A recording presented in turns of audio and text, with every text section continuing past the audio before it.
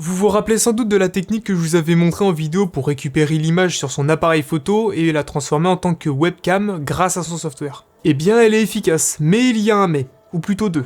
D'une part, toutes les caméras ne sont pas compatibles, et de deux, la résolution de sortie dans OBS est limitée à 1024 par 576. Ce qui ne gêne pas vraiment pour pouvoir stream, mais imaginez que vous avez votre jeu et votre webcam en tout petit, imaginez que vous souhaitez passer en just chatting, donc avoir votre webcam qui est de base toute petite, la mettre en plein écran, là ça peut être une autre histoire en termes de qualité.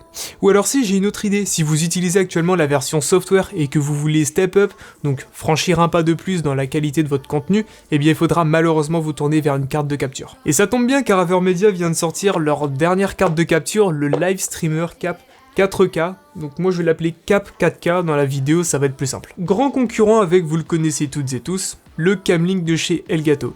Alors, laquelle des deux cartes est la meilleure ?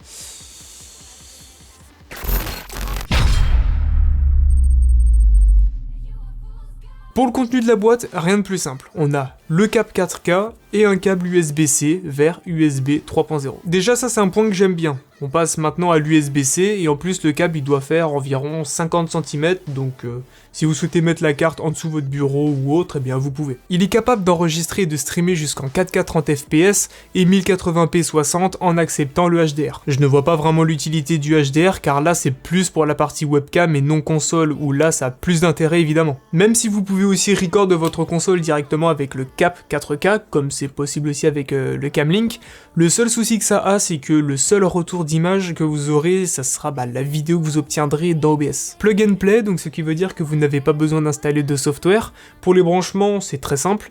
Ça part de votre caméra en HDMI ou micro HDMI, moi pour ma part c'est micro HDMI, donc de votre caméra en HDMI, au HDMI in du boîtier, USB 3.0, donc l'USB-C, directement en USB-A à votre PC. C'est tout, rien de plus compliqué. La liste des caméras compatibles est affichée sur le site de Avermedia, mais elles ne sont pas toutes listées. Même ma caméra n'est pas listée pour dire et ça fonctionne très bien. Mais j'ai la confirmation de Avermedia que 100% des caméras sont compatibles tant que votre caméra a un port HDMI. Et maintenant on va voir la différence de qualité entre le Camlink et le Cap 4K. Pour ça, j'ai fait une situation type benchmark, où je réalise les mêmes mouvements et déplacements pour reproduire le plus possible la même séquence. Je me suis aussi penché sur la fluidité car c'est un facteur assez important tout de même. Après, tout dépend le type de contenu que vous faites, mais ça je vais y revenir un peu après. Alors au niveau de la fluidité, les deux sont au même niveau. En situation extrême, on va dire où je me déplace de droite à gauche un peu plus loin, pareil des deux côtés pour la fluidité. J'ai aussi testé avec le Live Gamer Mini que j'avais testé dans une vidéo, car il est aussi possible de brancher une caméra dessus. Même s'il y a quelques stuntrings en déplacement, après cette carte n'est pas vraiment faite pour ça à la base. Mais pour moi ça me convenait car je voulais l'utiliser pour ma seconde caméra pour mes futurs streams, donc ça sauve quand même bien la mise et évite de racheter une autre carte au cas où. Même si maintenant je garde le cap 4K, donc merci Avermedia, et maintenant j'utiliserai celle-là. En fait ça dépend vraiment ce que vous faites. Par exemple là si vous marchez comme moi ou vous faites des grands mouvements sur votre stream, ça peut se remarquer, mais par exemple si vous êtes là comme moi, en train de faire par exemple du just chatting sur Twitch, juste parler comme ça en face de votre caméra, là, ça se remarque pas vraiment, même si je fais des mouvements de main comme ça ne se remarque pas vraiment, donc encore une fois, ça dépend vraiment de ce que vous faites. Si votre stream, ce que vous faites a besoin de grands mouvements, là oui, ça va se remarquer, mais juste pour du just chatting, ça suffit largement.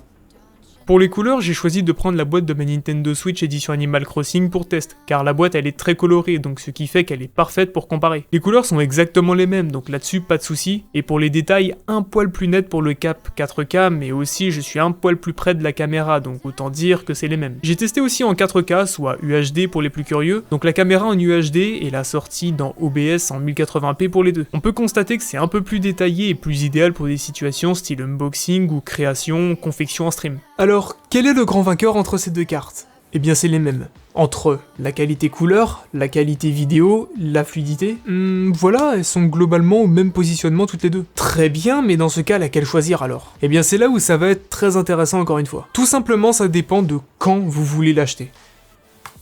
Le Camlink est au prix de 129 €.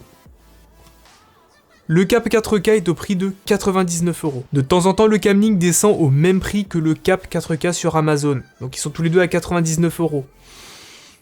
Sachant que le Cap 4K il vient de sortir, peut-être qu'à l'avenir il tombera un petit peu en promo pareil, donc comme font avec le Camlink. Ça va dépendre vraiment de quand vous voulez acheter en fait. Voilà tout, deux cartes très intéressantes, l'une comme l'autre. Si vous avez des questions, vous pouvez me la poser en commentaire, et moi je vous remercie comme d'habitude d'avoir regardé cette vidéo, et on se retrouve très bientôt pour une prochaine vidéo. They say fools believe in it, so I guess I'm one of them. Don't you know?